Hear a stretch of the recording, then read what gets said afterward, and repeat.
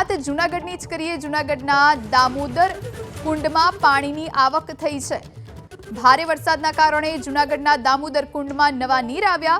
ગિરનારમાં ભારે વરસાદ બાદ નવા નીરની આવક થઈ। આહલાદક દ્રશ્યો ચોક્કસથી સર્જાયા છે। દામોદર કુંડ બે કાંઠે વહેતો થયો છે।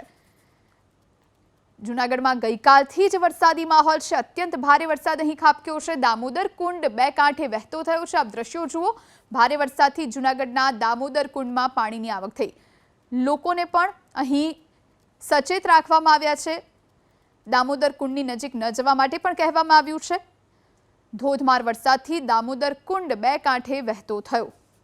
તો ગઈકાલથી જ જૂનાગઢમાં ભારેથી અતિભારે વરસાદ વરસ્યો છે, જેના કારણે આ પ્રમાણેની પરિસ્થિતિનું સર્જન થયું। અત્યારે ભલે વરસાદે વિરામ લીધો હોય, પરંતુ પાણી વહેતા થયા છે।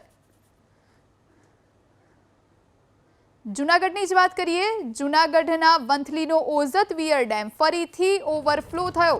ઉપરવાસમાં અને સોરઠ પંથકમાં ભારે વરસાદના કારણે પાણીની ભરપૂર આવક થઈ છે। ખેડૂતોનો જીવાદોરી સમાન ઓઝત વિયર ડેમ ઓવરફ્લો થયો છે।